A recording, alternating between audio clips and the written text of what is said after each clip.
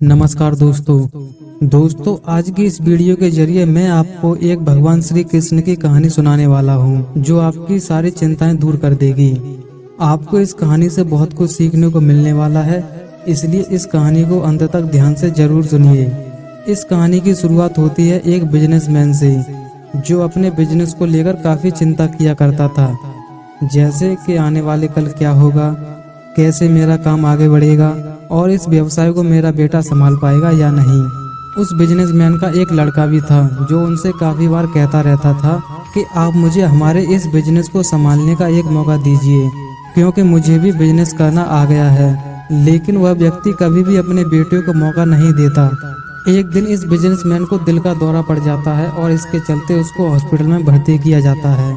जैसे ही यह खबर उसके बेटे को पता चलती है, उसका बेटा दौड़कर हॉस्पिटल में पहुंचता है। हॉस्पिटल में पहुंचने के बाद उसने यह देखा कि उसके पापा अब एडमिट हैं और डॉक्टर ने उससे यह कहा है कि अब आपके पापा पहले से थोड़ा ठीक हैं और धीरे धीरे वह रिकवर हो जाएंगे।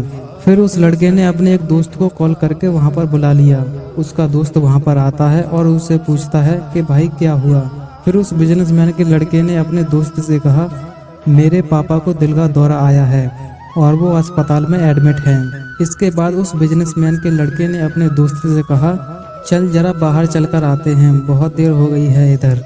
और फिर वह दोनों अस्पताल से बाहर चले जाते हैं। जब दोनों अस्पताल से बाहर निकले तब उनको एक आइसक्रीम वाला दिखाई देता है और फिर उस बिजनेसमैन के लड़के ने अपने दोस्त से कहा कि भाई आ जाओ, आइसक्रीम खाते हैं।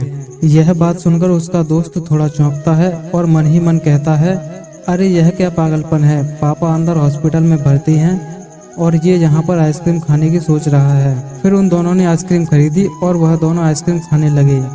लेकिन उसका जो दोस्त था उससे रहा नहीं गया और उसने अपने दोस्त से पूछ ही लिया कि भाई मुझे समझ नहीं आ रहा है कि तुम्हारे बिजनेस का आगे क्या होगा, और तुम्हारे पापा की तबीयत भी ठीक नहीं है और तुम यहाँ आइसक्रीम खा रहे हो, मुझे कुछ समझ में नहीं आ रहा है। फिर उस बिजनेसमैन के लड़के ने जो कहा उसे आप ध्यान से सुनिएगा। उसने अपने मित्र से कहा कि मुझे यह मालूम है कि तू यह सोच रहा होगा कि मेरे पापा अंदर हॉस्पिटल में एडमिट हैं और हम यहाँ पर आइसक्रीम खा रहे हैं, मजे कर रहे हैं, पर ऐसा कुछ नहीं है। मैं भगवान श्री कृष्ण का बहुत बड़ा भक्त हूँ और उनकी दो बातें हमेशा अपनी जिंदगी में याद रखता हूँ। पहली बात तो जो हम सबको पता है कि काम करना है और फल की चिंता नहीं करनी है, इसलिए जो होगा देखा जाएगा। मैं सिर्फ अपने काम पर ही फोकस करूंगा और फिर अपना बिजनेस भी अच्छा ही चलेगा। दूसरी बात, वह लड़का अपने दोस्त से कहता है कि मैं तुम्हें भगवान श्री कृष्ण की कहानी सुनाता हूँ, जिससे दूसरी बात क्या है वह तुम्हें अच्छी तरह से समझ आएगी। भगवान श्री कृष्ण की जो पत्नी थी, जिनका नाम रुक्मिणी था, उनको जब पहला बेटा पैदा हुआ था तो उसका नाम प्रद्युम्न रखा गया था और प्रद्युम्न के जन्म के 10 दिन पश्चात ही उसका अपहरण हो गया। प्रद्युम्न के अपहरण के कारण रुक्मिणी नाराज और उदास रहने लगी। भगवान श्री कृष्ण रुक्मिणी जी से कहते थे कि चिंता मत करो, क्योंकि प्रद्युम्न जहाँ पर भी होगा वहाँ ठीक ही होगा। लेकिन इतना समझाने के बावजूद भी रुक्मिणी अपने बच्चे की चिंता में उदास और निराश रहती थी और इस तरह चिंता करते करते रुक्मिणी जी के 18 साल बीत गए। 18 साल के बाद द्वारका में जब प्रद्युम्न की वापसी हुई और जब प्रद्युम्न द्वारका में वापस आए तो उनके साथ उनकी पत्नी मायावती भी थी। अब समस्या यह थी कि मायावती की उम्र प्रद्युम्न से 20 साल ज्यादा थी। जहां रुक्मिणी पहले तो खुश हुई कि प्रद्युम्न वापस आ गया, लेकिन फिर से दुखी हो गई, क्योंकि इतनी बड़ी लड़की से शादी कर ली थी। रुक्मिणी फिर से भगवान श्री कृष्ण के पास जाकर कहने लगी कि यह क्या हो गया। फिर भगवान श्री कृष्ण जी ने माँ रुक्मिणी जी से कहा कि जो हो गया है उसे स्वीकार करो और आगे बढ़ो और चिंता मत करो। लेकिन माँ रुक्मिणी यह कह रही थी कि इतनी बड़ी लड़की से शादी क्यों कर ली, और यही लड़की मिली थी क्या, वो इस बात को स्वीकार नहीं कर पा रही थी।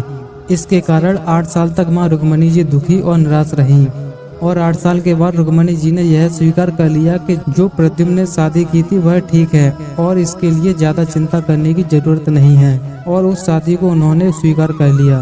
दोस्तों, इस तरीके से माँ रुक्मिणी जी ने अपनी जिंदगी के 26 साल उदासी में बता दिए। इस कहानी को खत्म करते हुए वह लड़का अपने दोस्त से बोला कि मैंने अब स्वीकार करना सीख लिया है, क्योंकि भगवान श्री कृष्ण जी कहते हैं कि जो हो रहा है उसे स्वीकार कर लो, जिंदगी अपने आप सहज हो जाएगी। हमारे नियंत्रण में जितनी भी चीजें हैं उन चीजों पर तो हमें नियंत्रण जरूर रखना चाहिए, लेकिन जो चीजें हमारे नियंत्रण से बाहर हैं उन चीजों को हमें स्वीकार कर लेना चाहिए। अगर हमने स्वीकार नहीं किया तो हमें भी माँ रुक्मणी जी की तरह बहुत सालों तक उदास रहना पड़ेगा।